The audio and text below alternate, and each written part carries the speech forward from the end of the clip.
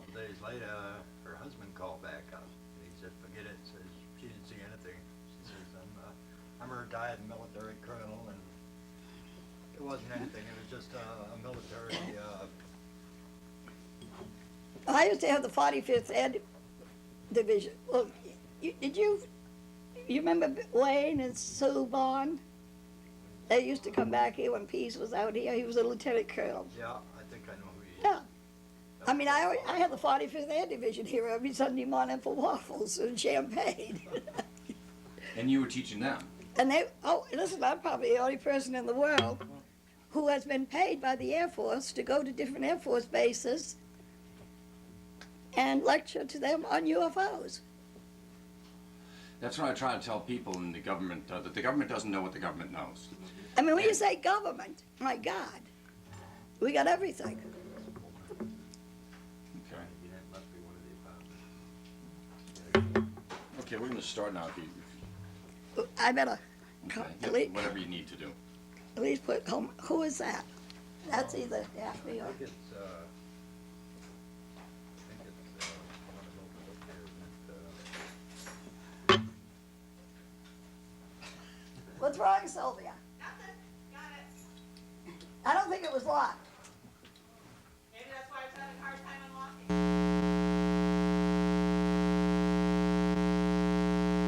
do apologize to you for growling. You must be feeling better. Yeah, I am. How you doing? You got company? Remember Dick? How you doing? Yes. Hello. That's Hi, okay. how are you? Nice to see you all. I'll talk to you later. You Oh. got videos going? Yeah, I'm doing an interview with. Cool. I left you a note there. I see it. I'll read it. Okay, I'll talk to you later. Oh, I think, I'm not sure, but I think Daphne is on her way out today. Oh, really? Yeah. Huh. Yeah.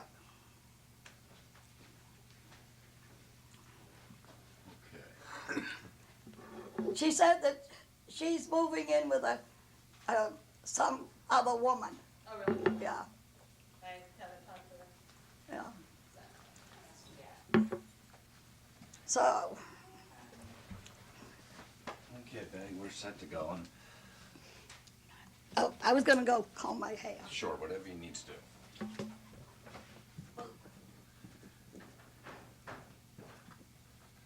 You never met Betty before, huh? Never. No, so I've absolutely seen her and read the account, and Her book is interesting. And she don't live that far from you either. and interestingly enough, isn't it? And it's amazing, small world.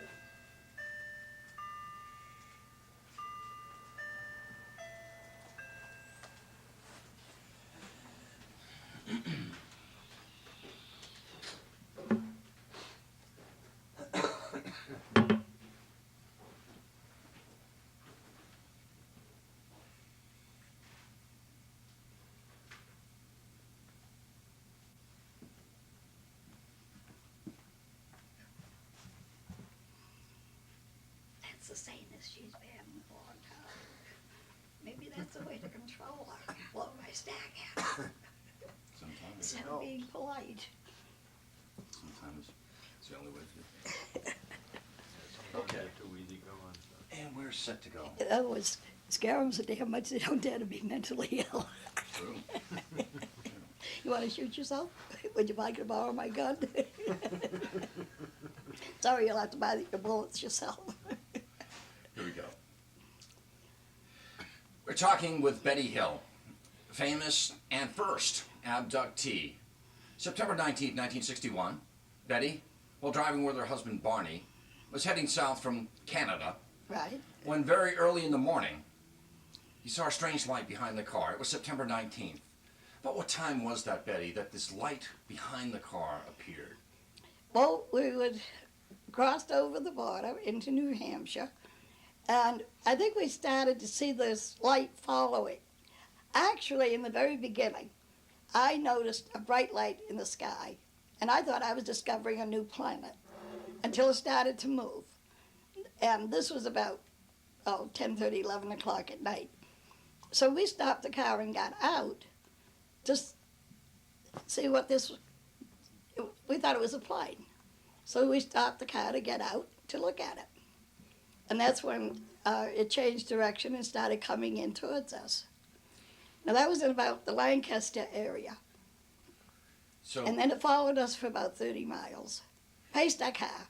and all the while, you and Barney were discussing it. What is this? What is Yeah. that? Yeah, see, Barney'd been in World War II. He knew planes. And he's trying to identify this. And it's flying in a very erratic manner, which was very puzzling to us. But this is 61. We'd heard UFO. Well, actually, in those days, they called them flying saucers. We had no idea what a flying saucer looked like. But we had no fear, just curiosity. We were trying to identify this craft. You go on in the road. You decide to pull over. Barney gets out of the car. Has a Actually, that was in the Indian Head area.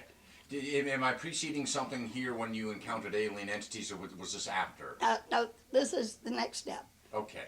In the Indian Head area, I'm trying to attract the attention of this craft. I'm telling it, come on in.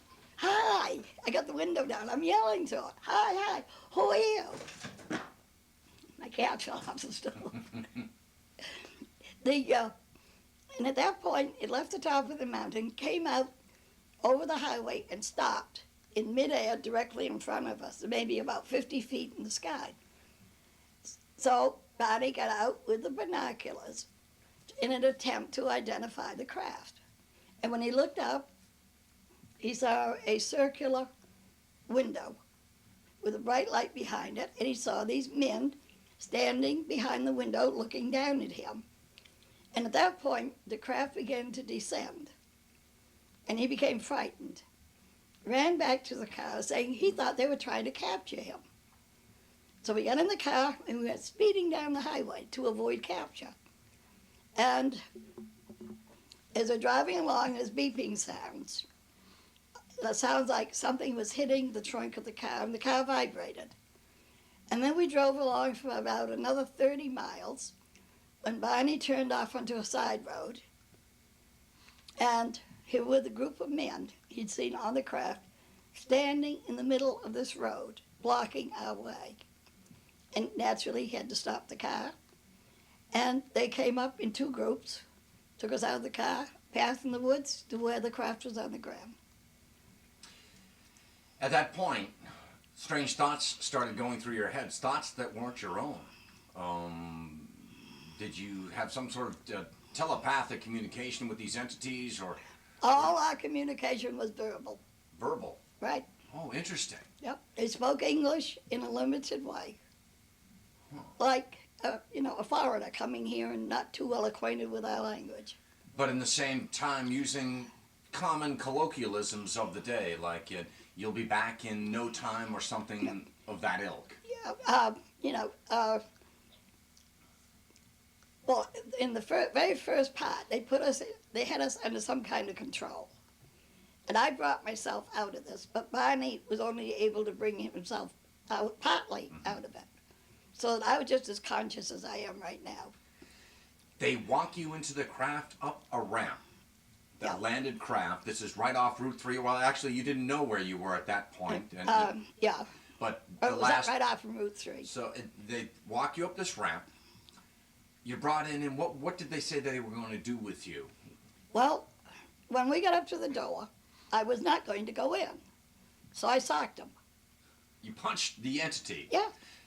Um, In fact, I put up such a battle that my dress is badly torn.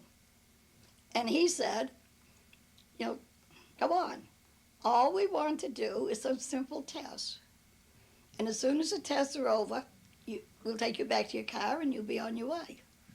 Let's just go back to those type of entities. They were your classic alien, gray-shaped, No. cat-like. No, they They're- weren't. Okay. They're a form of human being. They were a form of human being. Right. Did they have cat-like or Cheshire-like eyes? They had larger eyes than ours, smaller nose, and smaller mouth. No protruding part of the ear and no hair. So But they're people. nothing like these classic grays you see here at Whitley Street. I don't know. I've never seen those. I don't know what they're talking about. Sure, okay. There was a leader of... Well, we gave them different names to identify them. Now, I don't know if he was the leader or the interpreter, but we called him the leader. And then there was the one who did the testing. We called him the examiner. There were 9 others who stayed out in the corridor, and we called them the crew members. Okay. So you're on board. What do you remember? What you saw when you entered the craft? Did something must have taken you aback, saying this is amazing, or what type of craft am I inside? Can you describe as to what you collectively remember? Went in to a corridor, and then I was taken into a room, and I had to step up because the level of the floor was above the corridor, and it was an oval-shaped door like we would see on a ship. Do you remember at that point, did they specify what their agenda at that point was? Were you going immediately in for the examination, or what? They had taken us strictly to actually, they wanted to find out how we were like them or different from them physically. Mm-hmm. Yeah. Did you feel that you were chosen for this, or you happened to be in the wrong area at the wrong time, or the right area at the right time? Well, now I figure it was the right time, in the right area. But I think I brought it on myself. You know, I'm waving to them and yelling to them, and hey, who are you? And You get into the examination room. You're separated from Barney. right, he's taken into the second room. Your examination, and again, all this comes out in later dreams and hypnosis, but immediately do they remove your clothes and perform, what happens? You'll have to, I'm tainted by all the popular lore of abduction stories. Well, see, I don't know anything about those That's stories. good. Well, you're better off. But I was taken into this first room, Mm-hmm. and it was quite bare. There was a small table, there was a stool, and then the wall, there were doors in the wall that would slide back and forth. And they put me on a stool, checked my eyes, ears, nose, throat, my feet, my hands. And then he put me on a table and said they were going to check my nervous system. And they used some kind of equipment to do this. And then he tried to insert a needle-like instrument in my navel, which caused pain. So they stopped doing it. And then the examiner left and went into the room where Barney was. Mm-hmm. Can you describe what was happening to Barney, what Barney recalled under hypnosis? What was going on at the same time in his examination room? With Barney, most of the exam was the same as mine, except they were interested in his bone structure. I mean, they were feeling all up and down his spine, his arms and all, basically. Did Barney recall any struggle akin to the struggle that you had, where you had a torn No, because breast? they had him under this control. And he wasn't, was very upsetting to him because he couldn't move. Mm-hmm. So they had implemented paralysis, some sort of temporary paralysis on Barney to subdue him, whereas to you they gave you a little more leeway as far as you weren't. Well, I was smaller than Barney, so I didn't get such a big dose apparently. So they saw him as more of a fear, perhaps. Right, he than was you. bigger than them, taller. Your examination concludes. Then what happens? Well, while the examiner is in doing Barney's exam, I started talking with the leader. And I said, I know you're not from this planet. Where are you from? And he showed me a star map. And he explained part of the map to me briefly. And then we just talked about food and different aspects of life here. You know, And what? Give well, me some. actually, what led to the food was the examiner came running back into the room where I was and started tugging at my teeth. And he wanted to know why Barney's teeth were removable and mine were not. And the story is Barney had dentures. Yeah, during World War II, Barney got too close to a hand grenade and knocked his teeth out. And they were totally confused by That all was of very this. puzzling to him. Yeah. And humorous. Yeah. Any other instances that something that as a human you took so general as a characteristic that you never thought of it, that they got confused by, almost childlike, akin to the denture incident? Yeah. Was there anything else like that they seemed that, boy, you don't know that you can recall? Well, they were sort of disappointed. I didn't know anything about the solar system. Okay. That I think they really expected me to be able to identify the map. They were actually upset that you didn't recognize their Right. home. Let's go to that. Marjorie Fish, Right. months later, or years later, actually. Years later. Under hypnosis. Tries to induce you under hypnosis to redraw that No, story. no, no, Okay, no. maybe you can go over that. No. Dr. Simon at the time, Benjamin Simon. Dr. Benjamin Simon, said that during the week, if I wanted to, I would be able to remember the star map, and I would sketch it. But I was not to think about it. I was just to let my hands go ahead and draw it, which I did. And that was in 1965. That 4 was- years after the incident. Now, in 1969, Marjorie Fish came here and stayed a few days and asked me all kinds of questions, hours and hours, which she taped. And then used that to go back home and Took did your the map, research, did the research on it, and identified the areas. the area of the star map, which she said was in the constellation that we know, Reticulus, in the star system was Zeta Reticuli, yep. And from that point, do you remember them mentioning Zeta Reticuli, or is that a terminology that we as That's Earthlings our have given them? name. So, I would have no idea re- what their name Okay. is for their home planet.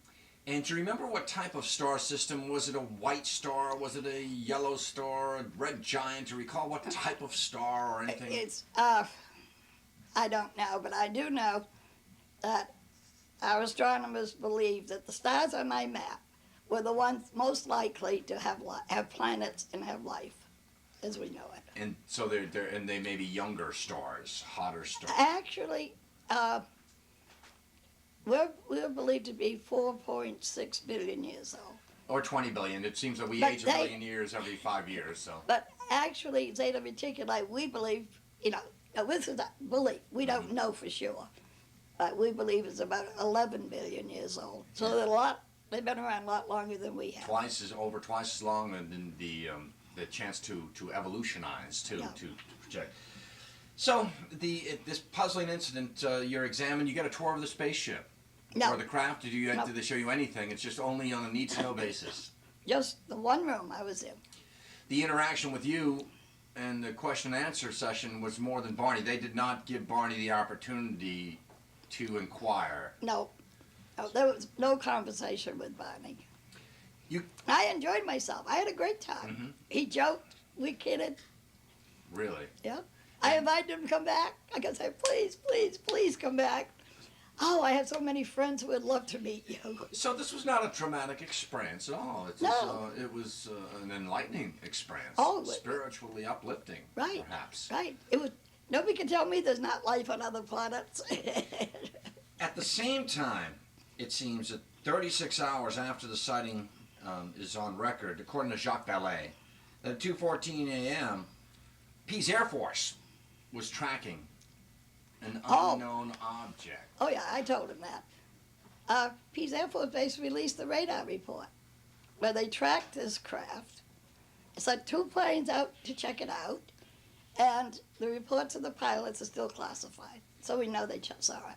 To the skeptic, that kind of knocks them out of the water. Then, if for you to guess, if this were a concocted story, boy, you know your stuff. It's a pretty well orchestrated event to have Pease personnel involved, and that Betty and Barney, Barney was a postal worker. Yeah. Postal worker. You're involved in real estate, and that you pulled off a grand hoax through the Air Force. It's nearly impossible, if not impossible, absurd, I guess is the term I'm looking for. You're released from the craft. You get back into the car. You check your watches. Why? Well, I don't think we checked our watches until we're almost home to see what time it was, and both our watches had stopped functioning. And you could not account for some time elapsed. No, we realized the trip had taken much longer than what it should have. Maybe about 2 hours. Were you feeling woozy? Did you have a headache? Did you have any physical? Were you just exhausted? What can you describe what No, your feeling we've been was? driving all night. We got home about 5 in the morning. We're calm, we're relaxed, Oh, so you weren't, feeling very well. you didn't feel traumatized or Oh, injured no, at any no. time or should I say violated at that time? No. You go in the house, and I guess is it the next morning you check out the car, and Find this what happens when you look at the car? highly polished spots on the trunk of the car. Really? And that day, we were getting tropical rains from a hurricane that was going through, and it was heavy downpour, and didn't affect the spots at all. They stayed there for months.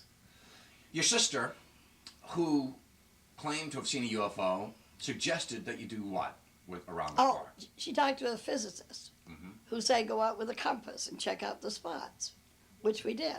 What happened? And the compass was very, very erratic.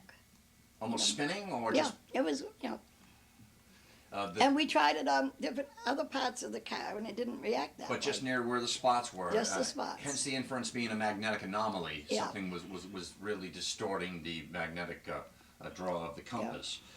At that point, afterwards, do you contact CUFOS, Dr. J. No. Allen Hynek, or what is the sequence of events? No. Does Walter The Webb first, appear? first of all, we didn't do anything. Okay.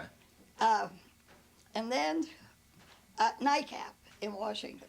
Okay. I wrote to them because I wanted to know, being exposed to a UFO, close range, was there any health problems? Were we exposed to radiation? What kind of dangers? They dispatch Walter Webb as their That was representative. later. Okay, Yeah. so NICAP has that. That letter winds up on the files of the Center for UFO Studies with Dr. J. Allen Hynek. It might have, I don't know. You never ever communicated with Dr. Hynek? Oh yeah, we Oh, became good friends, oh, really? but that was years later. Okay. We did numerous TV programs together. Okay. What was your feeling on Dr. Hynek? Was he obviously a thinly veiled skeptic Oh no, no, no, no. He when believed he- every word of it. at the end? Oh, I mean, He as soon as he met us. Sure. I think that his take on the UFO phenomena when he was humiliated with the swamp gas incident, Yeah. have to trot out an absurd explanation for an event in front of a college dorm, I believe, in Yeah. Michigan or near the Great Lakes.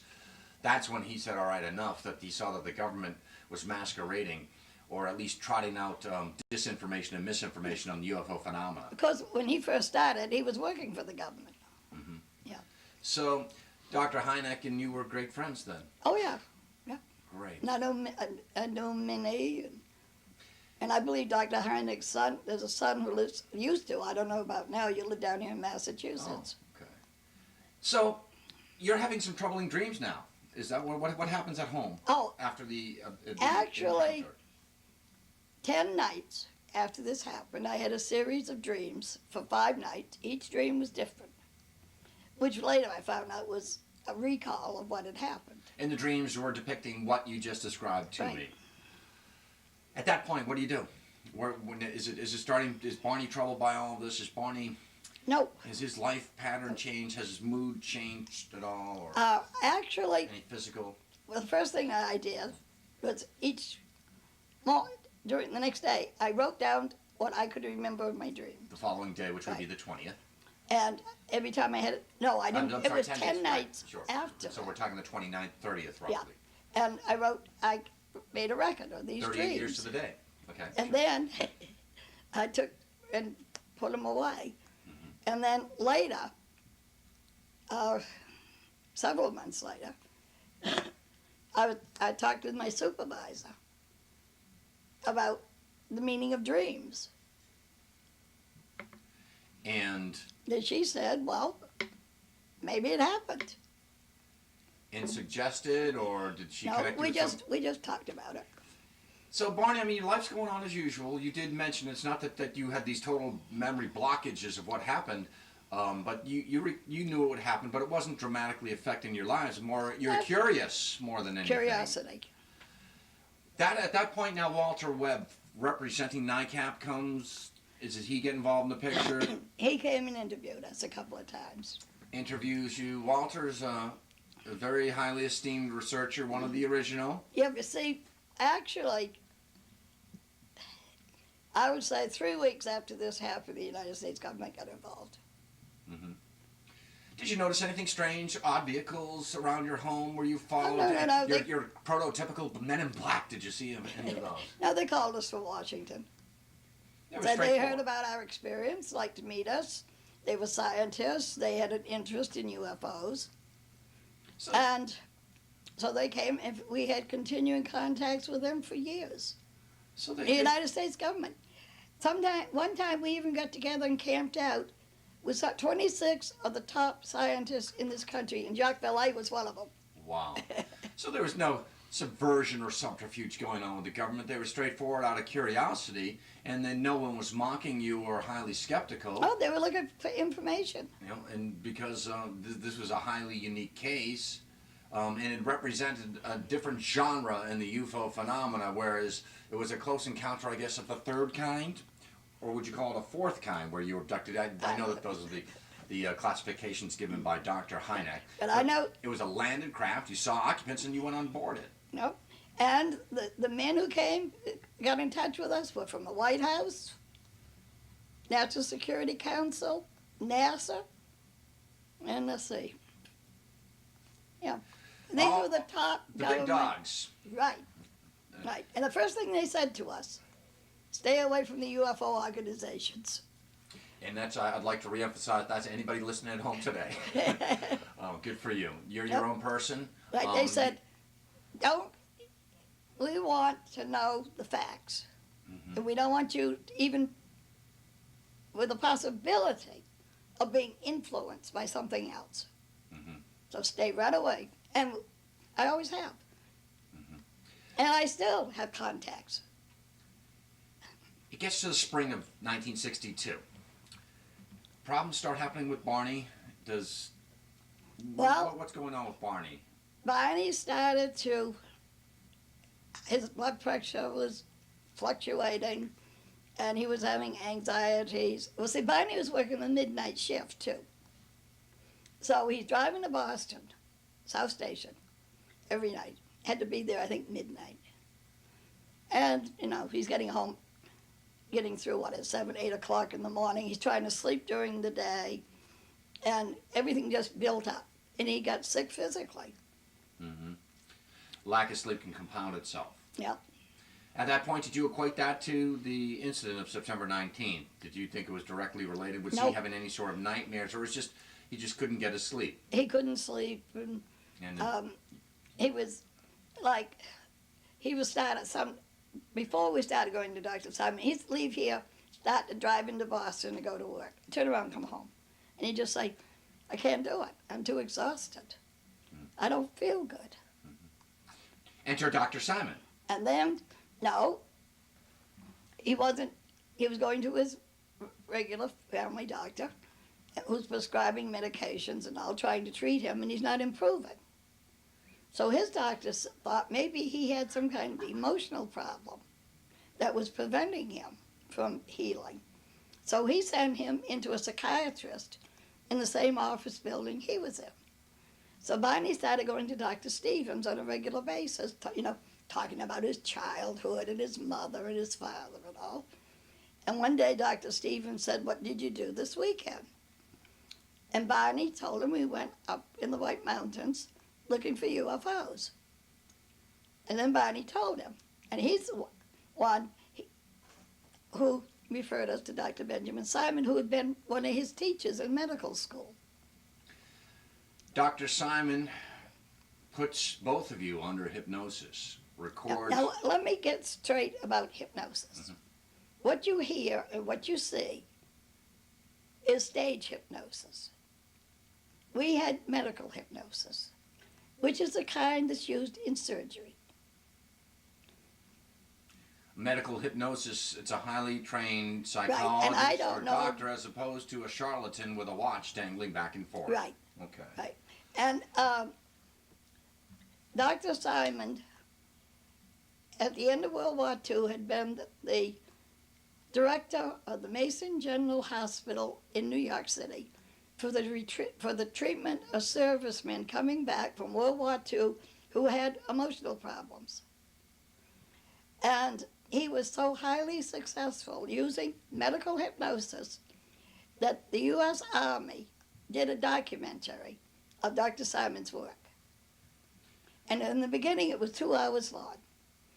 But then, in 1980, around there somewhere, they shortened the film to 1 hour, and it was shown up public PBS stations, and the name of the film is Let There Be Light. And if you could get a hold of it, it is one of the greatest things you ever saw. So this man is has a lot of badges, I guess, in the Oh, field Dr. Simon? of his field of psychiatry, but he's not somebody that would lead questions. He's like you said, he had brought a lot of men out of battle fatigue that were emotionally scarred in combat, Yep. and the casualties in World War I alone of shell shock. Yeah. That men, if they had been treated by trained physicians, and they could have been saved and Like, almost for could have brought example, back to normality. In this film, there's a serviceman who's brought in a wheelchair. He cannot walk. Now, he'd been hit by shrapnel. It all had been removed. There was no reason in the world why he couldn't walk, except he couldn't. So he's lying on the bed. Dr. Simon puts in medical hypnosis. And he says to him, get up and walk. He says, jumps out of bed and walks. And he's walking around the room, and he goes over to the nurse, and he's crying, and he's saying, look, I can walk. I can really walk. Dr. Simon puts him back in the bed, brings him out of the hypnosis, and the first thing this patient does is he looks at Dr. Simon, real worried look in his face, and he says, do you think I'll ever be able to walk? And Dr. Simon said, I'm sure you will. And at the end of the movie, it shows him outdoors playing baseball. So Dr. Simon could help people will their way through agony. Right? This is brought to the public's attention in 1968 or 69 when a movie is made. When you were known, obviously, through newspaper accounts, but you were brought worldwide, I guess, publicity or maximum publicity when the movie was made. Now, in 1965, reporter for a Boston newspaper heard about our experience and without ever meeting us, published it for 5 days on the front pages of the newspaper. It went all over the world at that moment. Without having met you, he took never liberties. met us. He took liberties with the story, and there were some inaccuracies. Yep. Like what's Well, he was pretty accurate. I was amazed. I still don't know where his source was. Can you do you think that maybe one of your government contacts had leaked this information to him and had orchestrated somehow to get this to the public consciousness? I never thought of that. I don't know. Okay.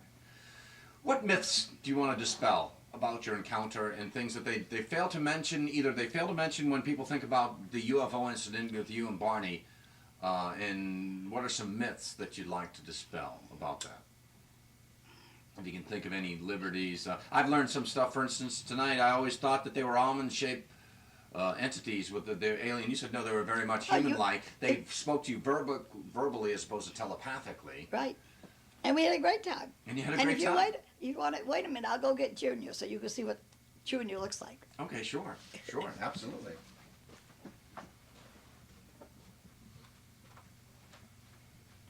Oh, John, Yeah.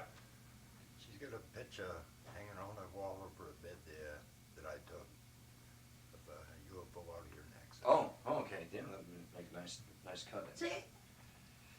Another thing. Oh, okay, Junior. Fascinating.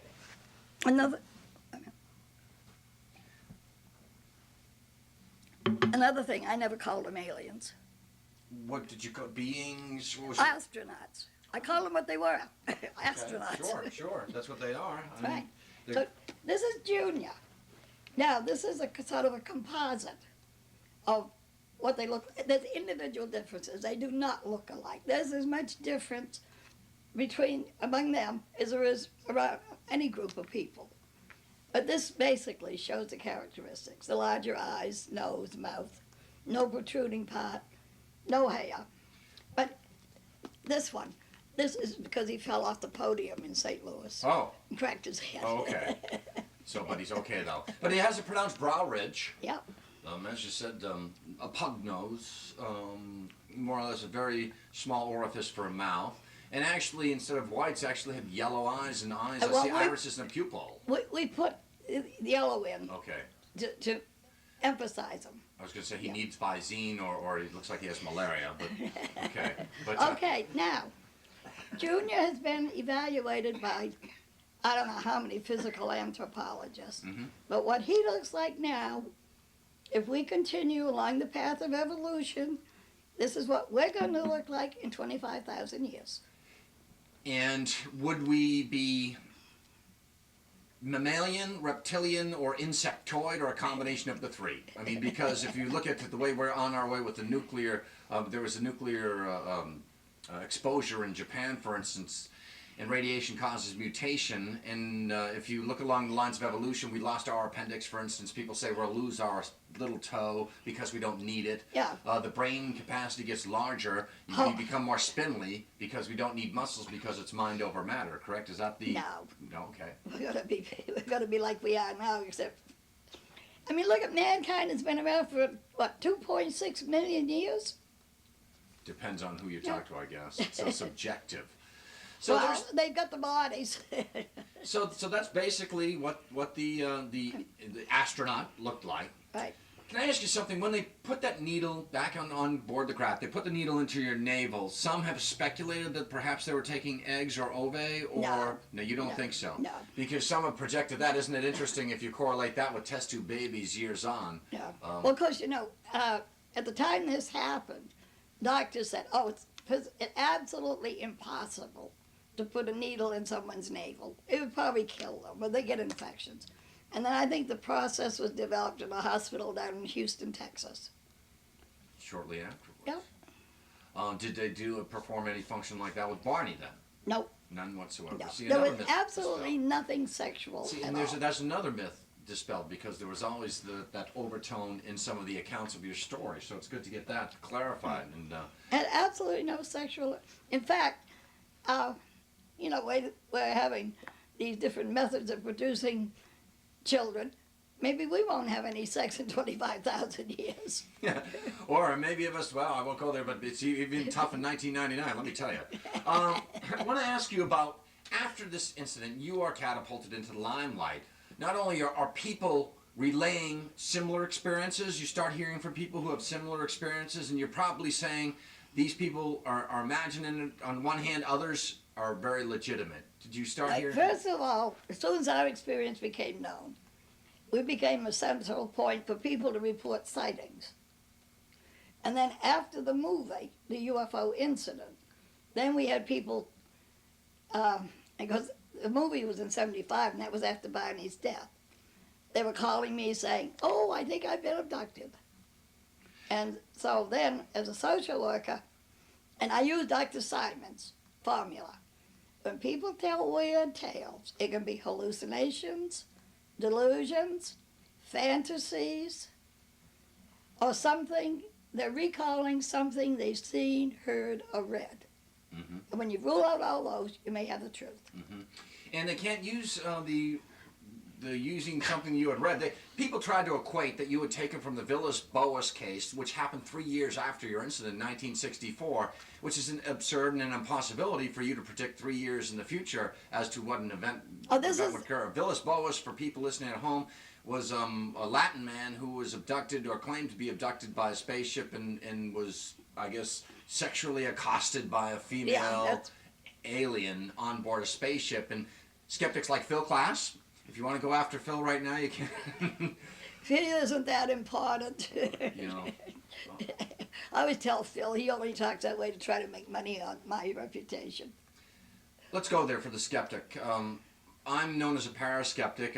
If you believe, I probably don't. If you don't believe, I probably do. I amalgamate my theories from both schools of thought. You're both right, you're both wrong. There are some on the far end of this alien culture that have these impossible stories that I cannot comprehend. And then there are the absurd, closed-minded skeptics who will denounce anything without even giving the possibility that this instance could be real. I think that if I come upon something that's unexplained, my job's complete. I'm looking for hoaxes and I'm looking for misidentifications. Let someone else figure it out. Now let me say this, as far as abductions, there are real, honest-to-God abductions, but they're not known to the public. I know probably about 12, and most of them involve 2 or 3 people. And 50% of those people who have been abducted are in the emergency room at the hospital within 4 to 6 hours. because they're convulsing, or? No, no, no. They have breathing difficulties. They lose their sense of balance. Their eyes won't focus. They have different. Two men in Maine had I think it was brown and yellow marks around their necks, around their eyes, different parts of their body. Was this the Allagash incident, Ray Oh, Fowler? no, Okay.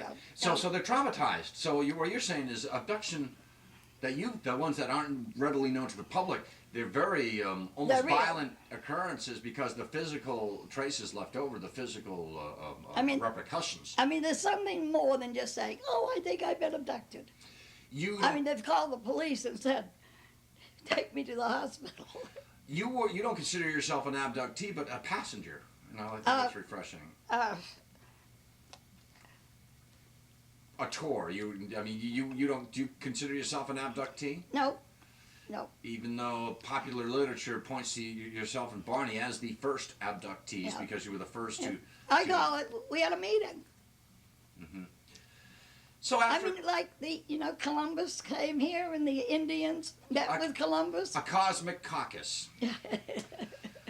So the movie comes on. You're a clearinghouse for information. A lot of people are coming to you, some with stories that you can't believe, others that you see that they're truly traumatized and victimized.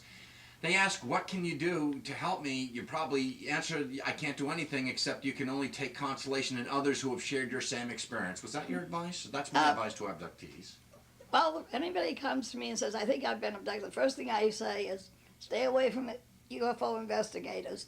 Do not have hypnosis. I'm going to get a T-shirt with that on it. And then, if you've really been abducted, you'll begin to remember it yourself. You don't need anybody to tell you. And you will begin, and you will gradually remember the whole thing. Such as John Salter, who was teaching at the college in North Dakota. And he got in touch with me and said, I think my son and I have been abducted. Now, both of them are college professors. Mm-hmm. Only his son was teaching in California, and father's teaching in North Dakota. And the two of them would get together, and they're going to Mississippi on this trip when it happened. Well, they come back home, and they're separated, and both of them begin to recall exactly what happened. No hypnosis, no nothing. They remembered the whole thing. The UFO investigators start calling you, but the government's calling you. The scientists from all branches of, like you said, military intelligence, I'm sure universities, everybody's got a solid scientific inquiry. There's no skepticism at that point because of your sincerity and your consistency of testimony. Well, for, I don't know, about 5 years, I guess it was, I did college lecture tours, which was a lot of fun. Sure, meeting the young people, the young minds. And then, you see, I invited the UFOs to come back, and they did. Not here, but as a few miles from here. And we went out, we had volunteers, we covered the area almost every night for about 15 years. Okay.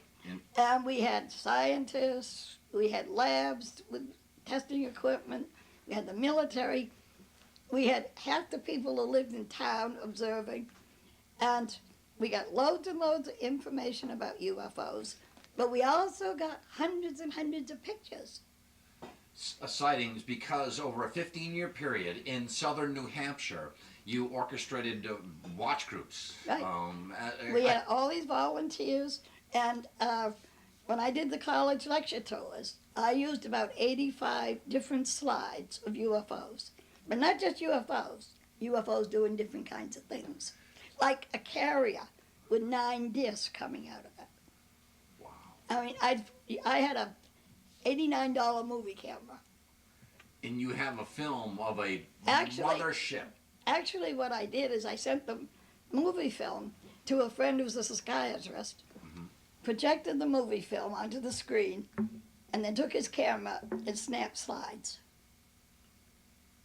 And then I showed the slides in my lectures. And I thought, people don't realize what a huge variety of different kinds and shapes of UFOs there are. And also, they usually travel around in a squadron between 150 and 200. So if you see one UFO, keep looking. There's an awful lot more. They don't travel around alone. That's why the military doesn't attack them. How many different types of entities or races of people? Let's, for instance, you met somebody from Zeta Reticuli. Right. How many different space entities? Are they all from Zeta Reticuli? Are they I have no idea. All I know. many? Is that the term? All I know is these crafts are flying together in squadrons. Okay. Usually They're all probably together. emanating from the same I don't know where they're all source coming system. from. Okay. And they travel in squadrons, and this is only based on visual observations that you've taken personally. How many UFOs, for instance, have you seen, do you think? It's impossible. Hundreds, we'll just say, right? Thousands. Thousands, okay.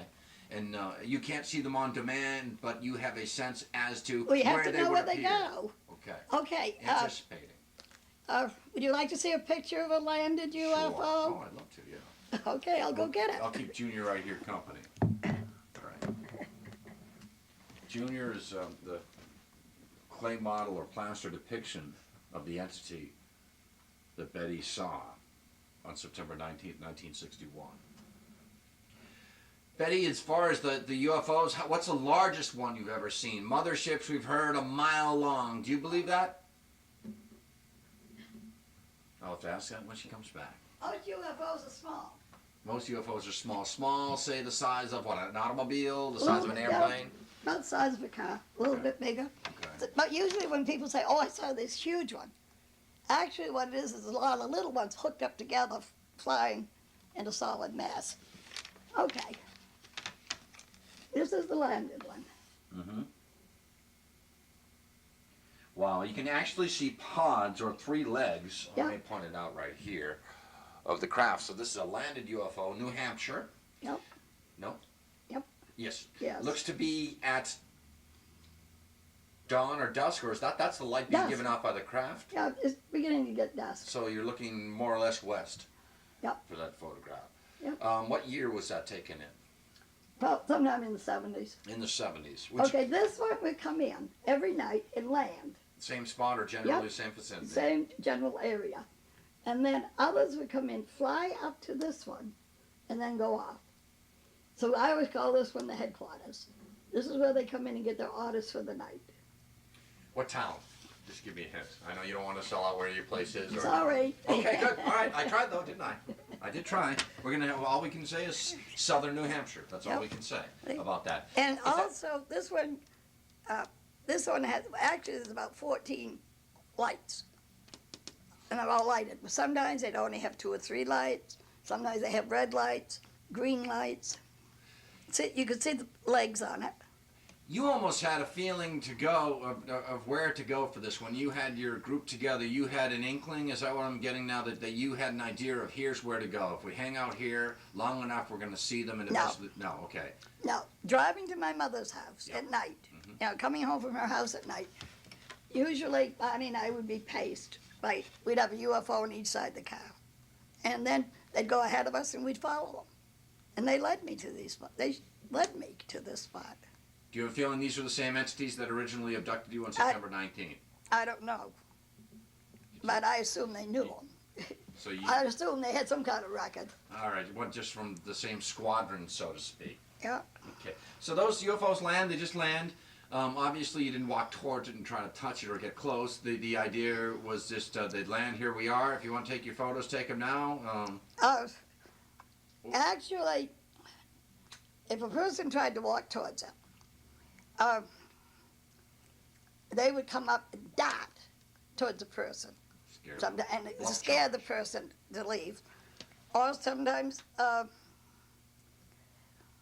they just take off. But usually they just sit there. When was the last time you saw a UFO?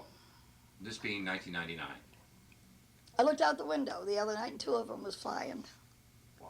But it was a very, very poor sighting. I could tell it was a UFO because of the altitude and speed and lighting. What do you think about cloaking possibilities? I've heard stories that I could be standing next to somebody that sees UFOs and I can't see them if I'm not at a certain angle. Do you? If you can't see them, I'd suggest you have your eyes checked. Okay. You need glasses, baby. Yeah, okay. So in other words, that they when they make themselves appear, they appear to everyone, not just to certain people. Right. Okay, so this nothing to do with this new age vibrational rates. I don't know kind of anything thing. about okay, that. Good. That's another good thing that I'm going to put on the T-shirt. Let's talk about now. You get catapulted in as the UFO authority. You're invited abroad. Tell me about the Europe's reaction or Soviet Union's reaction in how you were treated and who you met, etc. If you could maybe just give me Oh, a brief overview of, say, when you went to Europe. I've even been on TV in China. Okay. In this flight, a filming that was done here was sold to China, and they had somebody speaking Chinese for me. Also, same thing up in Montreal. I'm speaking French. No matter where I go, I'm speaking the native And Japanese. they're just dubbing and in the their natives. the voice. Yeah. So it's safe to say that this phenomena is worldwide, or is it just the interest is worldwide, or have you heard from all remote parts of the earth of people recounting similar incidents to yours? How would you describe this phenomenon? Well, it's worldwide, naturally. Like, mentioned that my son was retired Navy.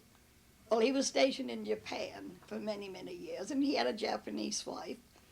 And then he got transferred to this country, and this was in the 60s. And she brought with her publications about UFOs from Japan. And I still have them. Wow.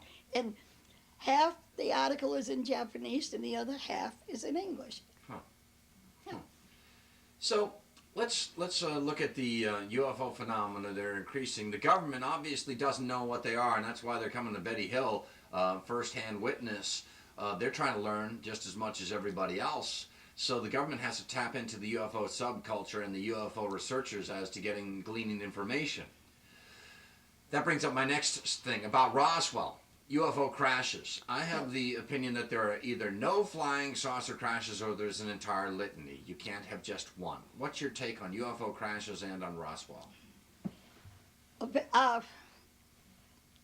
My opinion, that one UFO crashed because a little lieutenant came out and made a public statement. And no little lieutenant comes out all by himself and does that. He's got to be cleared from the top. We're talking about Walter Hout, the press information officer at Walker Field and Roswell Army Air Base. And he came out and said it, and so it happened. Then the Pentagon came in and said, oh, no. No, meaning you shouldn't have said that, or no, you're totally wrong. You see, Let's forget about let's take a good look at the American public. If they came out and said UFOs are flying here, everybody would be saying, they're violating our airspace. Shoot them. Right. If you don't like them, you don't understand them, you kill them, right? That's right. That's the American way of life. I really think the government is protecting UFOs. Well, let's go take one step further. The government, I think the window of opportunity for disclosure of UFOs' existence by the government has closed, and like you said, because the public would say they've been flying in our airspace all along. The next Congressional Defense Budgetary hearing, they'd slash line item after line item and cut their budgets, number one. So there is no defense against them. They have not shown to be an aggressive phenomena. Right. They could have shot down our fighters. We have the Thomas Mantell case.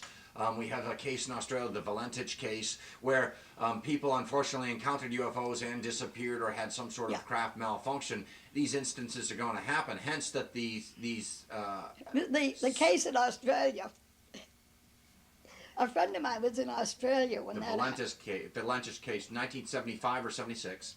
A friend of mine was in Australia when this happened, and actually met with the parents of this man. I think he was 19 years old, 20, something like that. So now we're out in the area where the UFOs are, and we're yelling to them and asking them to bring them back to us. And you were asking, pleading to bring them back. And they're actually coming right in close to us, like they were trying to hear what we were saying. So you are a center or focal point, or somehow you tend to attract UFOs. Is that if Betty Hill wants to see a UFO and puts her mind to it, UFOs will come? No. But sometimes I say that I think it's almost like a atmospheric change of some kind. I can be sitting here, and I can UFO, go over the window and there it is. Okay, so you have a feeling. There's There's something, an urging. Maybe it disturbs the air currents or something in a That way you're that I sensitive to that. recognize. Just briefly, back to Roswell. So your take on Roswell is, did that incident happen or not, or is the point moot? It's not even worth discussing. Oh, I think a UFO crashed. Mhm. Yep, and I think it was recovered. No, I don't know if bodies were recovered or not, Well, but I think a craft was.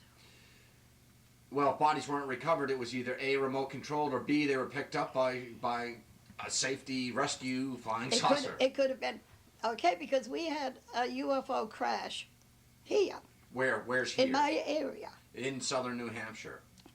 And I went out there and all the people running, UFO crashed. Oh, maybe we ought to call the military. Maybe we ought to call the police. And I said, no, go home and leave them alone. If it crashed and there's anybody alive on it, let the others come in and rescue them. Can I ask you where this happened and when?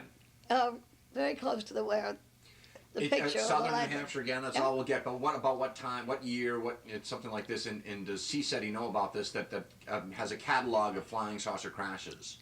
This was never reported. And guess what And year? the next day, I went out with a neurosurgeon from Pease Air Force Base, thinking that if it crashed, and if one was killed, they might have left the body behind.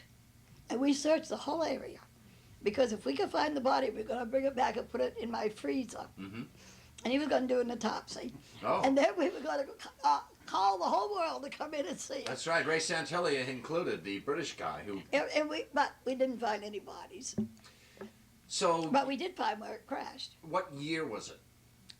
I don't know. 60s, 70s? 70s, I would 70s. say. Okay, so do you remember when the people were coming running out of the woods? Did you see any object impacted? Did you see any I didn't see glow? no, but what happened is when the UFO, okay, this man is stopped at a stop sign. Mhm.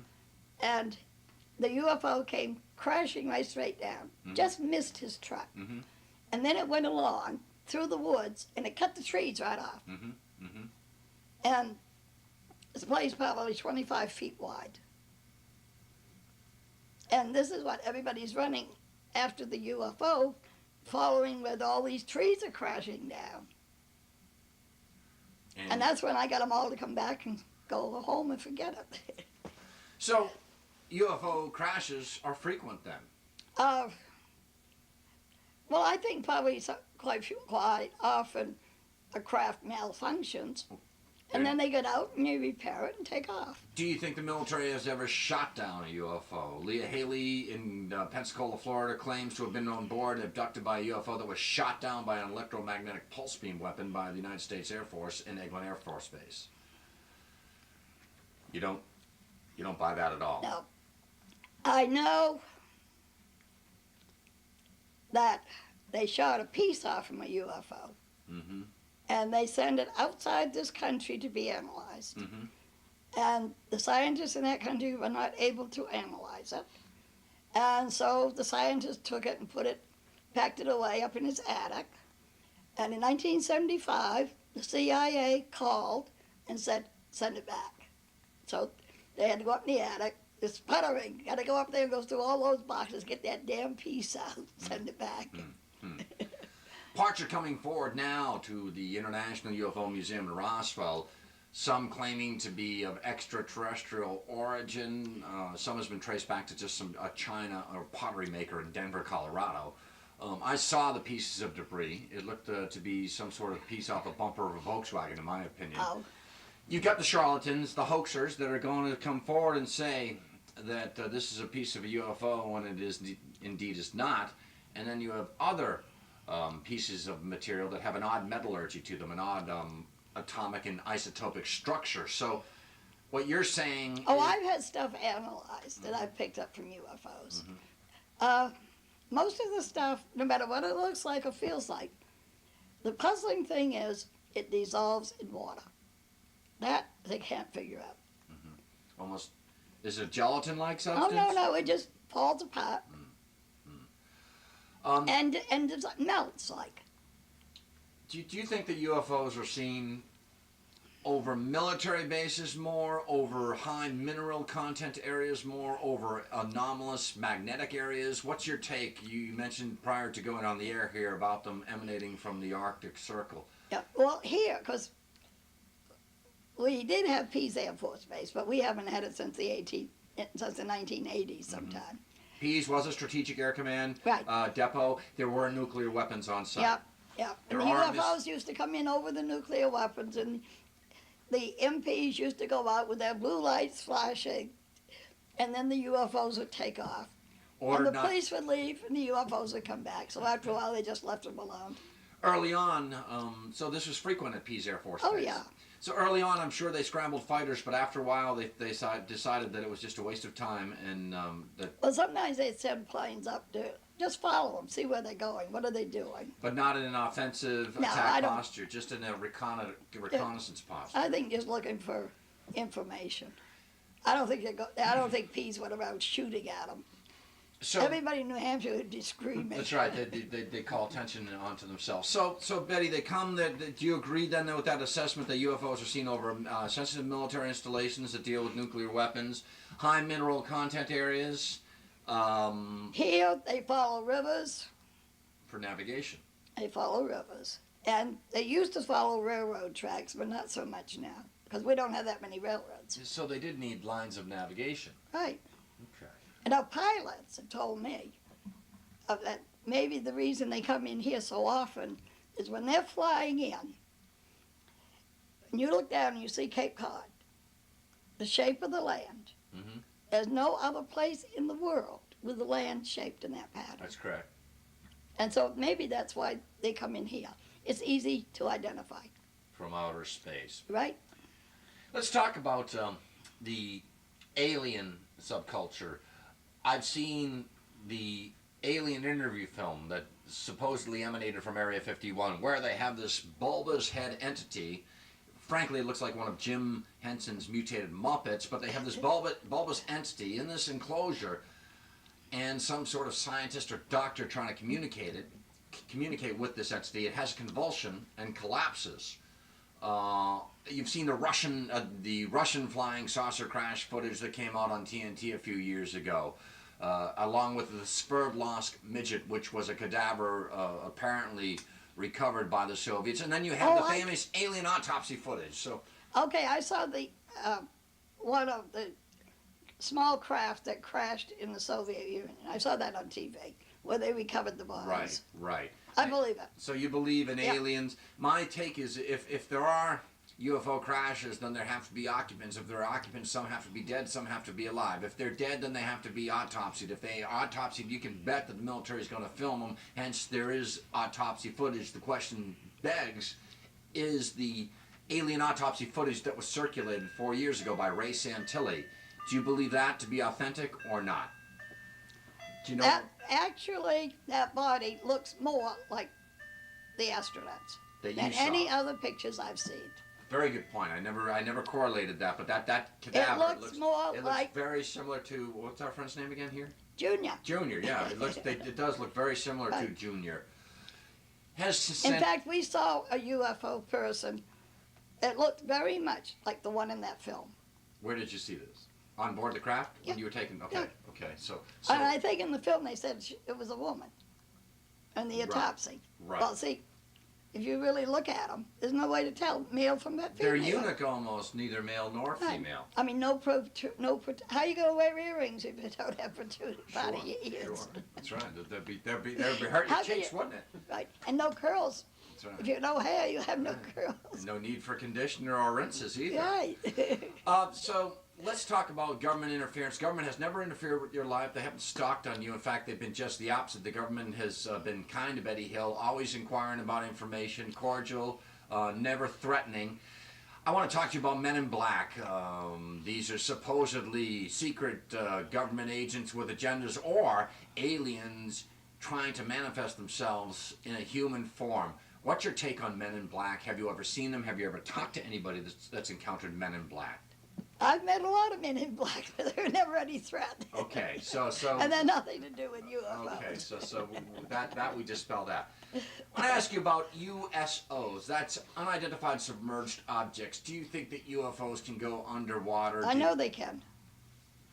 Elaborate on that, please. They go underwater all the time. Because it's a great hiding place. They won't be disturbed. Well, no, I wasn't there, but down here in Wallace Sands, the beach, Sunday afternoon. And this report came from England. There was a man there, apparently a UFO investigator visiting someone in this area. He's down on the beach. The UFO came along, died down in the water, and then later came up again. And the beach was crowded. Hundreds of people saw it. Wow. There was an incident in New Hampshire where I believe around the time of your, now I want to say maybe the late 60s, where something plummeted through the ice of a lake, which caused a stir and a commotion. Do you recall that incident? Yeah. Yeah. Can you elaborate on that as to what you recall, or were you involved with that? I'm trying at to all? think of the man's name. He lived right up the street from my cousin. But I heard it and I called him. And then other organizations were calling P's to get information, and they were telling everybody to call me. Ah, okay. So in other words, it was a cold winter's day. An object plummeted through the ice of a lake in New Hampshire. This They had man was a contractor. an And odd green foam scene or something to that effect. this man was a contractor. He built houses. And this is the middle of a blizzard. Heavy, heavy snow, 20 below zero temperature. And he's standing looking out the door when he sees that this pond, the ice is melting at 20 below zero. So he went out and saw that there was this rod at the bottom of this little pond. And I believe a green foam or something like that, No. or it's odd bubbling or nothing. Oh, he just saw it down there, and he was so puzzled. So he thought, well, he'd go get something and pull it out. And then, he got a rake, and told me he got out there, and he looked at it, and he said, what if it's electrical and it's in water? And I got a metal rake. Mhm. I could get killed. Sure, electrocuted. So he said, well, he'd wait and see what happened. He went back in the house, and later a friend came, and he showed it to his friend. Now his friend called the police or somebody, and that's how they got involved. Mhm. Mhm. And then, of course, the governor got involved. Everybody roped off the area, Meldrum Thompson, I believe, was Yeah. the Yeah. governor at the time. and they claimed they couldn't find anything. And other people claimed that they actually saw them take this rod-like thing out of the water and all. Have you been to the Nazca lines in Peru? Those are the depictions Yeah, on the I haven't Peruvian been there. plains, the desert that supposedly are runways or chariots of the gods. Eric von Daniken, who I'm sure you've met and spoken with. Several times. Several We had a times. bottle of wine together Oh, is one that night. okay? All right. I had a beer with Stan Friedman. He's the Roswell researcher. So, Stan Friedman was one of the first people not the first, but besides the ones from Washington, Stan was the first one we met who was not government connected. a nuclear physicist, itinerant Yeah, I nuclear think it was physicist out at the in time. Bonnie and I were going to do a program, Phil Donahue show, and I think we stopped. I'm not sure. Pittsburgh, and then Stan heard we were there, and he called us and came by, and we met. Yeah, and we still keep in touch. You've been to Gulf Breeze, Florida, Pensacola, which is the site of Hurlburt Field, which is special operations, highly trained military operatives they're independent of the Army and Air Force. There are some of our highly skilled troops. You've got Eglin Air Force Base, highly sensitive installation. Fort Walton Beach. Fort Walton Beach, you know it. Pensacola Bay, and hence we have a man by the name of Ed Walters, November 1987. I've been there. Starts taking pictures of these odd crafts. People are saying they're hoaxed. I've spoken with Ed Walters. The jury's still out, in my opinion, on Ed Walters. A group forms called the Watchers. They sit at Shoreline Park looking over Pensacola Bay, Santa Rosa Sound every night, and see what people say are UFOs on demand. I take the trip down to Gulf Breeze. I sit with these people, and they're oohing and ahhing at these red lights. I said, look, there's a UFO. I said, no, that's a plane, a taxiing plane on the way into England. Well, what about that one over there? I said, near the radio tower? They said, no, right there. And I said, that is the radio tower. Another one, woman says, we see these red lights traveling along the surface of Santa Rosa Sound. And I said, like those ones out there? She goes, there you go, UFO. And I said, they're car tail lights. You can see the car driving out. So I've sat with these watchers, and they cannot identify an aircraft, let alone a star in the sky. I think people they were desperately wanted to see UFOs, and they got them, but they got mundane phenomena. What's your take? Unfortunately, I don't think anybody. I saw the original tape that Ed Walters made of a UFO. It was a UFO. Now, I don't know about any enlargements or any of those things, but I also saw the spot where the UFO landed, left marks in the ground. I don't have a beef Now, with, this was with Walters. Okay, first of all, I have friends that lived at Fort Walton Beach, and I go down and stay 3 or 4 or 5 days. Well, I would go down there, and people would ask me all about UFOs. And I would say, if you see a UFO, do what we do in New Hampshire. Take your camera and film it. And Ed Walters did. Mm-hmm. And this footage was spectacular. The watchers, meanwhile... The original filming was not spectacular. It was just a plain, ordinary, red, glowing UFO. Yep. And it landed in the schoolyard. And it left marks.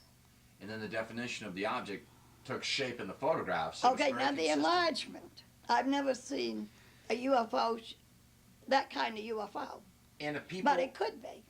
People tried to claim that Ed Walters hoaxed it, yet there are other people that, unbeknownst to Ed Walters, that were seeing the exact same type of craft in the sky at the exact same time that Ed Walters was. You know, so, in my opinion, Walters could be the victim of a hoax, but he was not the hoaxer. Look, that's my opinion. I talked with people. If all you got to do is go to Pensacola, go back to old newspapers, 1950, 1960s, and you're going to find all kinds of reports of UFOs. They've been. They're not new. They've been there for years. That's right. Now and again, I call Pensacola, Eglin Air Force Base, Area 51. I've been at Area Eglin many 51 times. Gulf, though, I call it because it's a sensitive installation. We've got the Gulf test range where we run missile runs, torpedo runs we ran in World War II. We trained our pilots out there, but it's a sensitive area. And again, getting back to if UFOs are visiting, they're going to go to where the party is, where we want to know where the entertaining people are. You'd be over Los Alamos, you'd be over Sandia Laboratories in Albuquerque, you'd certainly go to Eglin, and you'd go, as we mentioned, Area 51. What's your take on Area 51, Betty? Do you think that they're hiding down? I don't think that's UFOs. Okay. You know what I think it is? Indeed. I think it's when we captured planes from other countries and we're testing them out. We did it at Area 51. Also, the last thing I read was that area was so polluted with radioactivity that they moved everybody out.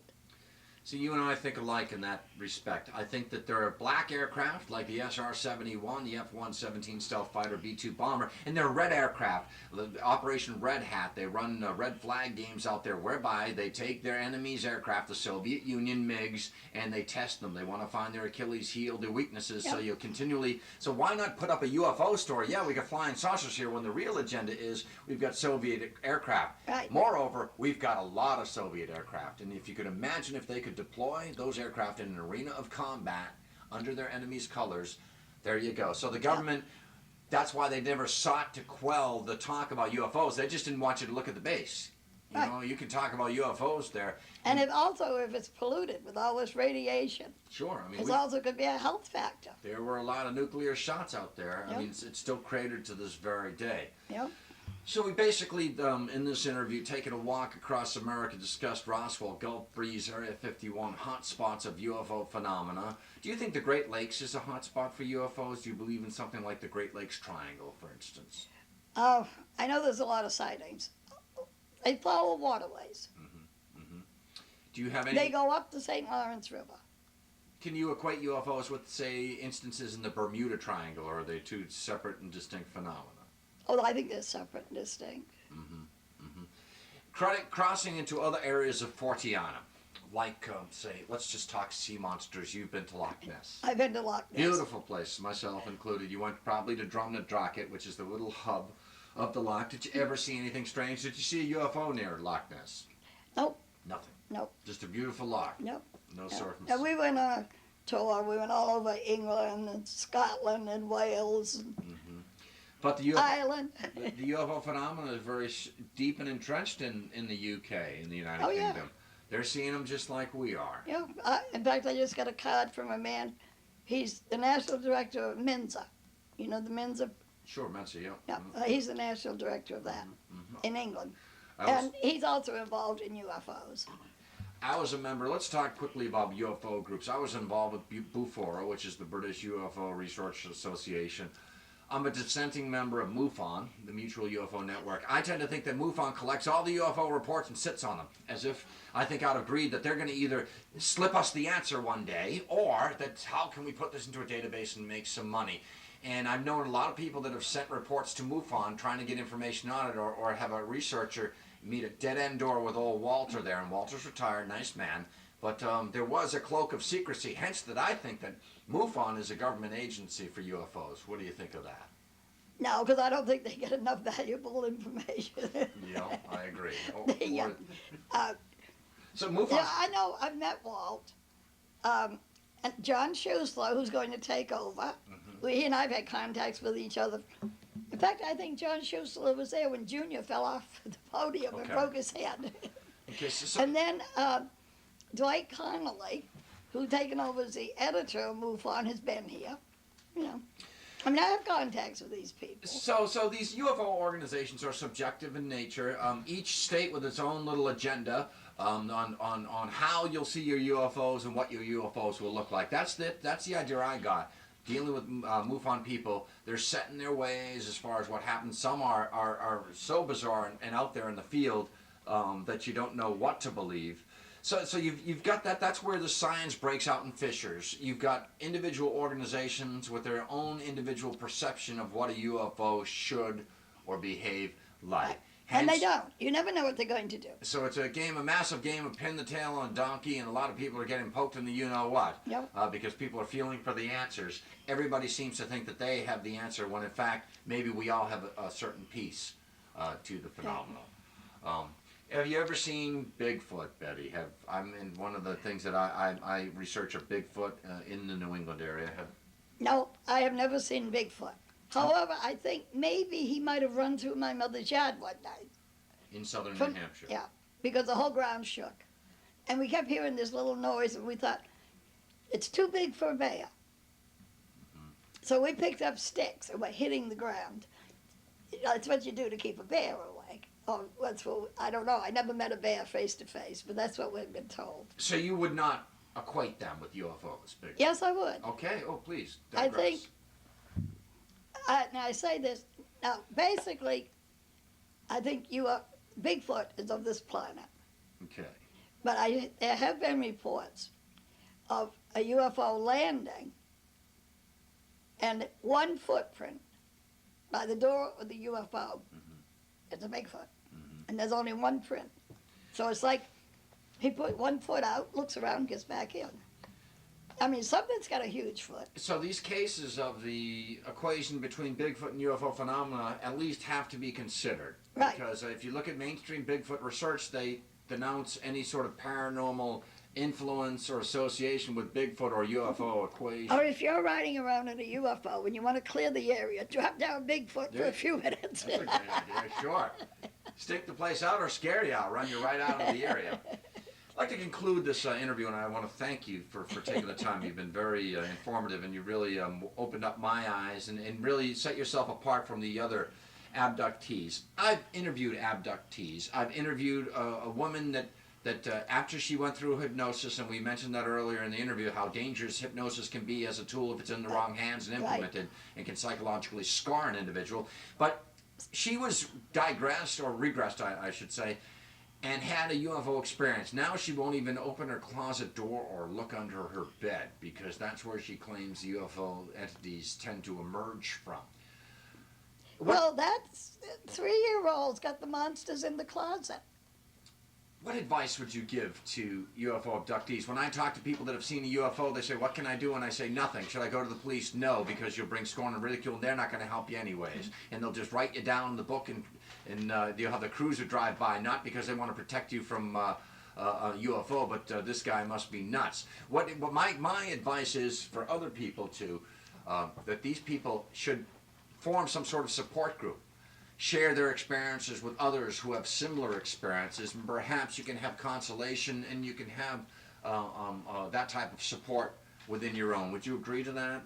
Nope. Okay. What I tell them, if you think you've been abducted, don't tell anybody. Okay. Stay right away from everybody, and in time you will remember. And then once you remember, then you will know what to do. Mm-hmm. And you're not going to need a support group. Okay. Good advice. Good advice indeed. So the abduction phenomena. Do you see the abduction phenomena? If you look at UFO sightings, they started landing in the 50s. Yours was the first abduction account in the 60s. People taken on board saying that there were sexual tests performed on them. Now there are women that said that they've been claiming that they've been pregnant, and that I call it intergalactic womb snatching, whereby they said they were pregnant. Nurses will tell you that almost every woman of childbearing age at some time or another has what we call the missing baby syndrome. The false pregnancy. Right. That you The think false that you're pregnancy. pregnant, and your body gives you the signs that you're pregnant. Yep. God, I'm lucky I'm a guy. Sometimes when I don't. So you're saying that this agenda, are they stepping up their agenda? Are they making drones? Are they making half human, half alien entities? How can they? You can't mix a dog and a cat together. Okay. You We're two can't separate mix them in species. people. And if they are astronauts. And just because of the shape of us, there's no sign that their internal organs are the same. So you don't buy into that then? No, I don't. Okay. In concluding the In fact, in the real abductions that I've worked with, there has been no sexual interest at all in any of them, man or woman. It seems that they just want to scare the bejesus out of them. Is that what you're saying? Because of the trauma? No, they're searching every real abduction. They're looking for different kinds of information. The testing they do on this person is totally different from this one, from this one, from this one. It's looking like they're looking for information for themselves. Well, I keep repeating the same old tests over and over again. Dr. Jacques Vallée has a great adage. We have to understand that we may not be able to understand. Do you like that? Well, my book, Common Sense Approach to UFOs, Portsmouth, New Hampshire, Betty Hill, What's the address? 953 State. If they want to buy it. Yep. Okay. Jacques Vallée loves this book. It is a common sense approach. You do take a common sense approach to UFOs. Right. You don't look upon this as an evil phenomena. You look upon this as an interesting phenomenon. Right. They're astronauts. They're explorers. They're just They're like somebody coming explorers. from Spain to New Hampshire. Right. They're tourists, Right. basically, aren't they? Yep. Are They're there- looking us over. I mean, let's face it. Why would any advanced civilization want to get friendly with us? Right. But in the same We're token, not really we're still quite primitive, you know. if you look at the prelude, the order of battle, and I don't like to say that, but you send recon. If you're scouting out an area, before I buy a tract of land, I scout it out with the wife. Do you think that they have eyes on our planet? Do you think that they want to mine our planet, and that this planet would be better off run by them and not by us? And moreover, if we were disposed on like fleas, a case of fleas on this planet, do you think that their intentions are malevolent? I think they wouldn't take us as a gift. So you're saying is they like the planet, but they don't like what's on it? I mean, I think they're trying to decide what level of evolution we're in. Where'd you go And wrong? when are we going to progress? Mhm. It's every year we get worse rather than better. Do they have their eyes on the planet and its minerals? Not to my knowledge. Have they assisted the military in developing third, fourth, fifth generation aircraft? Have we made a quantum leap in avionics due I to think- alien I think that intervention? I think we've had advances in our technology based on things that we've obtained from crashed UFOs, So the like fiber optics. okay, Philip Corso was the one who wrote The Right. Day After Roswell. All of this, I agree with him. In unfortunately, fact, I know two people who did analysis of the stuff. Well, unfortunately, I can't find holes in his story. He is who he says he was. That's no denying. Because the only difference I would have is he seemed to think that the UFOs were a threat to us. I know he made But a lot. this is military. Anybody violating our airspace could be a threat. I know the Material Command at Wright-Pat were all nervous, Wright-Patterson Air Force Base, when this book came out, because that was one of their own coming out under secrecy and obliterating his oath, and there wasn't anything they could do to him. Yep. So that there was some sort of confluence of alien intelligence or alien inventions that were subtly cast into the industrial mainstream and brought to fruition through fiber optics, through night vision goggles, through super strong alloys, through maybe some sort of Bulletproof vest. an exotic propulsion system, perhaps. So, do you believe that we are flying exotic aircraft out of? No. Okay, that we don't have the capability. No. Do you believe that we perhaps have a string of lethal satellites orbiting the planet that may be, in fact, not there to shoot down intercontinental ballistic missiles, but are in orbit, say, to... Shoot down UFOs? There you go. Do you believe that's possible? Oh, I think we might attempt it, but I don't think we'd be successful. So in other words, before we fight, we're going to train, and that's the way the military looks at it. If they cannot take on an opponent and defeat it, then they're going to go back and into the drawing board until they're ready to have that technology and take down these UFOs. Do you think that that's in the government's agenda eventually, is to shoot them down and leave us out? Is the sake of our species at stake here? No, I don't think. First of all, the government's not going to shoot them down. And you say government, I'm talking about all the governments of the world. Because it would be futile. It would be like peasants throwing rocks at an F-16 jet fighter, for instance. Right.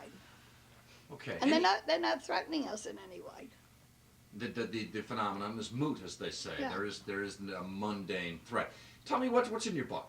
What are you talking about? You talk It's about your actually, account, right? it's about my experiences with UFOs since 1961. Is it a handbook how to see UFOs? Do you give tips there? Well, I have the, how we found the area and all. Mm-hmm. And I understand there are several areas in this country where people go out, just like we did, every night, and observe and take pictures. And Some all. can say Sedona, Arizona, Gulf Breeze. Some say the Nevada Desert. Some now say outside Salt Lake City to the west at Hill Air Force Base, Dugway Proving Grounds. I've always heard of up towards Lake Michigan, that area. Right, the Great Lakes Triangle, right. That's always been a hotbed for UFO sightings. West Virginia had a spate of sightings in the 50s and 60s in that area of Virginia. So you don't think it's relative to what's underneath the ground. It's just that it's chance that they chose a specific area, or they found people that are interested in them. For instance, you have that area in southern New Hampshire. And I think, all right, now, for example, they're interested in things that we do. Mm-hmm. For example, in this area where we went out to observe, about 2 or 3 miles away, they're building a golf course. Every night the UFOs are out there looking over to see what's going on. And not too far from there, this farm decided to start growing all these fruit trees. And they had all this heavy equipment and everything, they're planting acres of them. Well, we used to go out and watch the UFOs flying around the heavy equipment. Let me ask you this. How do they eat? Do you believe in cattle mutilation? Do you think that's equated with aliens? I don't know. But I don't know. You're open-minded to that, or you haven't done enough investigation such that you couldn't comment? Well, I rode around with the police out in Colorado. Okay, so you've been to the San Luis Valley. I don't know what that is. Yeah, it's okay in Colorado. So you were I've been. Colorado well, Springs, actually, Denver. I was out Crusted Butte. Okay. I think that's supposed to be the highest altitude. The highest alpine plain, right? So it sounds like you were at the San Luis Valley, which is a hotbed for cattle mutilation. So you're not sure as to if the two are equated, and the aliens have to eat somehow, right? Do they eat food? I don't know. I don't know what they eat. But I know that, I rode around with the police out there looking for, they took me around, showed me this is where this cattle were mutilated, and how they had hired men to go out and protect the cattle tonight with their loaded guns. And they were cookie cutter in size, Yep. laser precision. So you don't know what to make of that. No, but somebody was mutilated. I know one thing. One farmer gave me a picture of a calf of his that had been mutilated. And I showed it to this friend of mine, a neurosurgeon, and he looked at it and he said, if you can find out who did that cutting, I want to go in business with him. That's right, because whoever did it has to be one of the most foremost skilled surgeons on the planet, and you think that they'd want to hang out on their yacht at Miami Beach or play some golf in Hawaii as opposed to going out in sub-zero temperatures in a high alpine valley plain cutting up cows. So I want to ask you about crop circles. What's your take on crop circles? Are they man-made? Are they alien-made, or combination of the two? They're alien, not alien, UFO made. They I are, have a friend who just came back from England.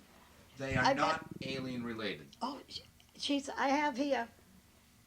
Would Is you that- like to see them? Yeah, are you saying, are they alien? I got pictures Yeah. of the new crop circles that were done in August. Oh, okay. They are fantastic. Do you think that they are associated with UFOs? They have to be. Okay, they have to be, Nobody right. on this planet could have the abilities to create them. Okay. I've examined Doug Bowers and David Shorley are two hoaxers in England Oh, that started the crop circle or started making crop circles in the late 70s, early 80s. They can lay claim to a majority of the crop circles, but not all of them. no, these two guys, they're more or less hoaxes. Mhm. They take a board and they. Right. But these, actually, in the crop circles, the wheat is almost like it's braided. Mhm. It isn't just flattened; it's swirled. Some people standing within them can feel hear a hum. Others can put a compass over some sort of Geiger counter, and there are magnetic anomalies Yep. involved. Are you aware that there's sand circles have been found in the deserts of the Sahara, Gobi Desert in China, and ice circles? In fact, an ice circle was found on the frozen Charles River in Medfield, Massachusetts, circa Oh. 1993. Oh, I never knew that. Yeah, ice circles have been found near the Ross Sea ice shelf in Antarctica. So that these are not just in the barley fields and cornfields of England, they are taking a place across many vast expanses of the Well, globe. I know there's been crop circles found on the West Coast. Right, Washington State recently. Yeah. What's your take on? Have you heard of black helicopters? I Have you- filmed them.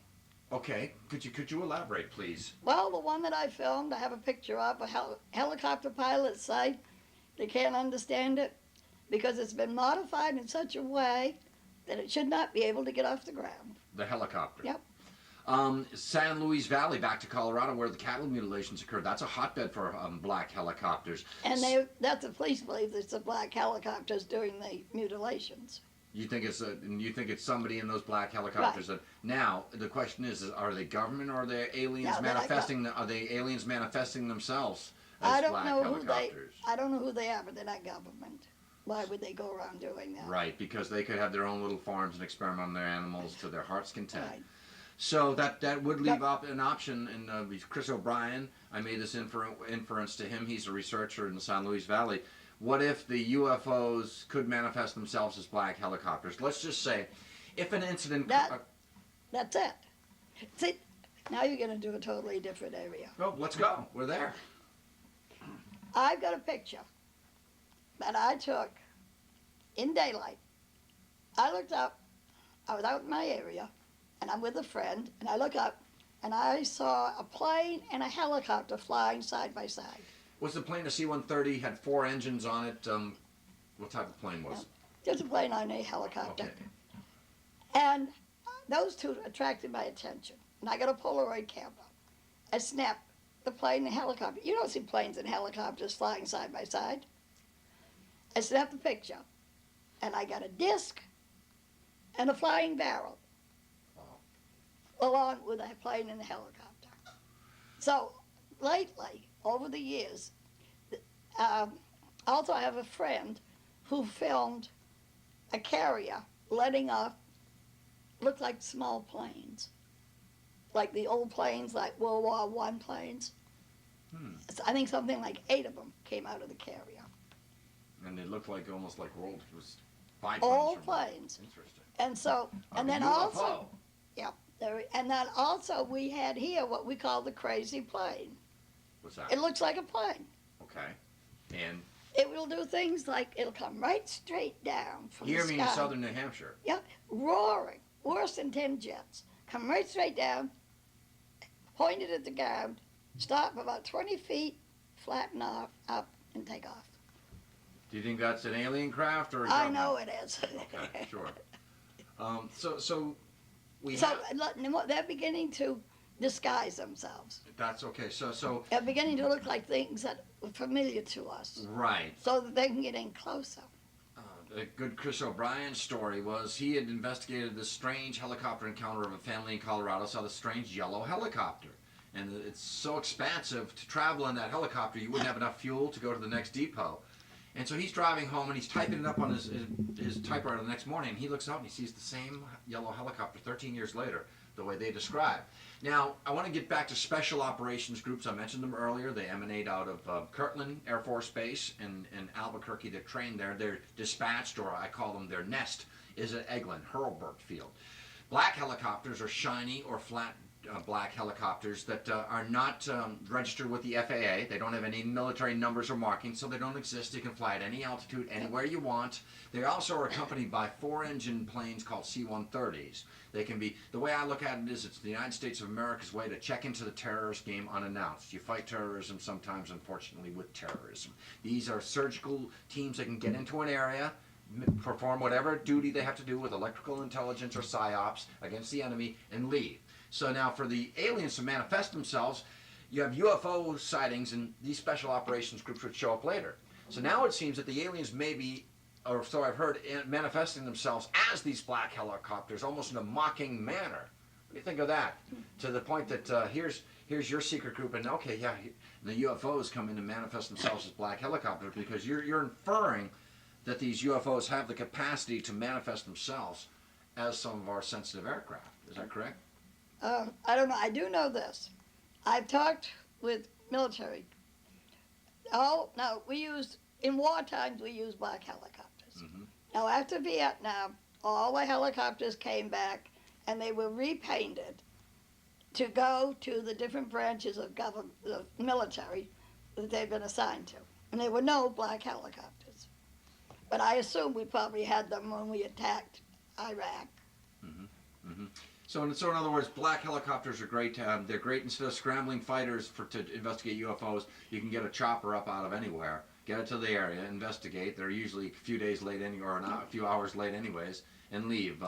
But that you've seen you've heard of odd terrestrial aircraft that you and I know as terrestrial aircraft behaving in strange manners. Like you said, that this woman who saw this UFO releasing Small circa planes. World War I vintage aircraft. Yep. It's a new phenomenon. And she actually got some real good pictures of one of them, because one of the small planes flew right down towards her. And it looked just like And you could see the two heads. You know, it had like the canopy, like the old planes had.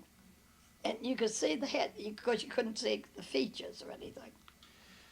Do you believe that there... And this was filmed in daylight.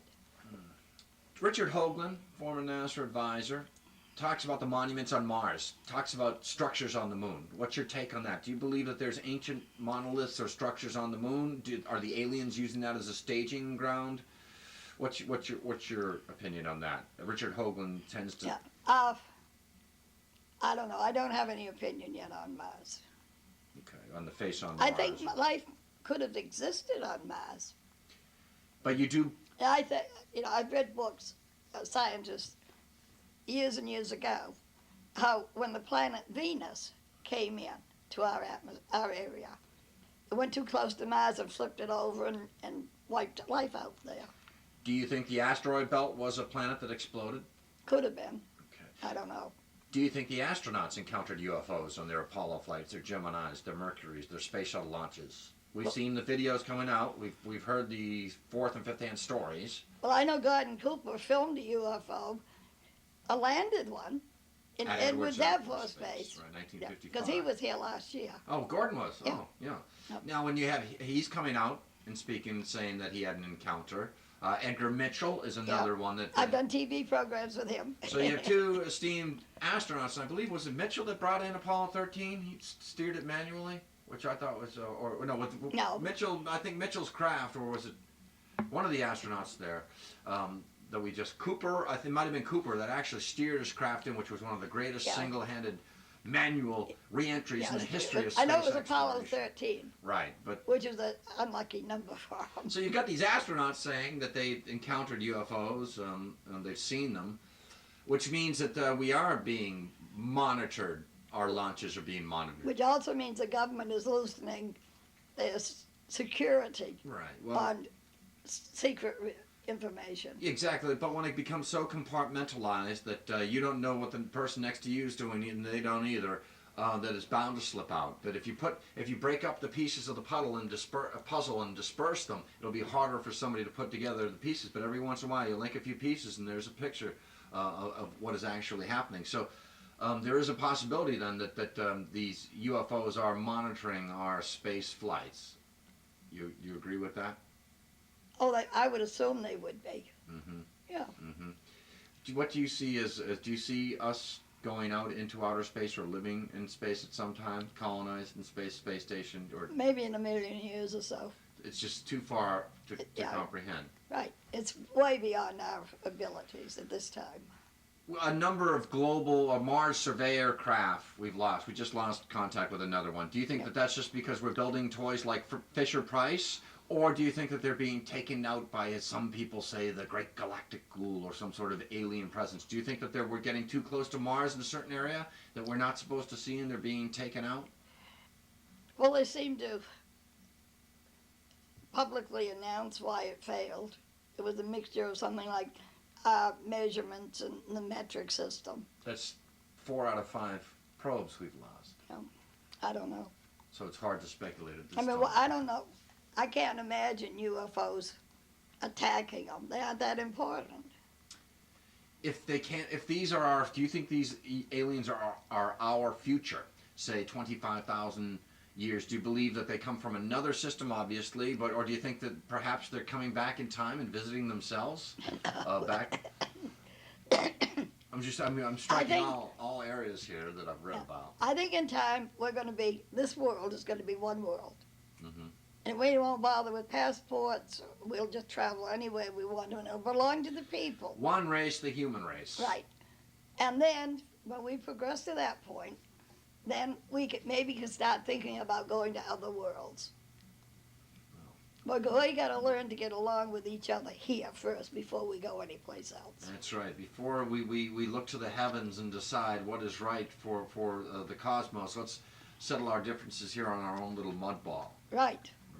Well, Betty Hill, I want to thank you for taking the time to speaking here with me here. Fascinating interview, inviting me into your home. Betty Hill's new book, A Common Sense Approach to UFOs. Again, Betty has the book here. We want to mention how they can acquire the book one more time. The price of the book is $15.95, and usually it depends on where they live, but usually I send it priority mail, which is $3. And the address is 953 State Street, Portsmouth, New Hampshire, 03801. You got it. Live it, learn it, read it. Betty Hill, thank you very much for being our guest here tonight. Okay. And now you can sign my guest book. And I gotta, You are oh, yeah. I love this. Hold them up to the camera if you'd like. These are some pictures. I've got the camera running still if you'd like to hold them up. Oh, I gotta go take a trip first. Here's a flying trash can. The flying trash can. Let's hold Who was it? One of the astronauts saw hold it. it towards you, Betty. Yeah, that would be great. A flying trash can. Yeah, hold it right towards you. Okay. I call it a flying trash can, but one of the astronauts saw the same shape out in space, and he called it a flying beer can. Oh, okay. So, what else do you have there? Oh, there's another. This is a disc. This little attachment here is a remote controlled object, which they toss out and it flies around by itself. I don't know, it could be a listening device, something like that. And there's 7. And that's a very common pattern for them to fly in. I don't know if you can get these or not. Sure, yeah. Great. They look okay. That's a very common. There's Yeah, a very common pattern for flight. And then, oh, this one's huge. Is that the outline of a craft? This is the front, the lighted front. And I would say this one is about a quarter of a mile wide. Wow.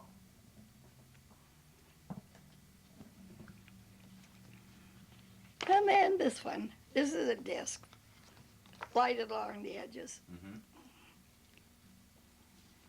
And these were all taken in this area? Yep, In your hotspot? yep. That we never got you to disclose. All we know is southern New Hampshire. New Hampshire has an entire litany of UFO sightings. No, Now, oh, well, let me show you what are these these. glows? Yeah. These are very interesting. These are all my copies of my pictures. Mhm. If you're too close to a UFO, this is what it does to your camera. You can't take a picture of it. Wow. You get all these lights.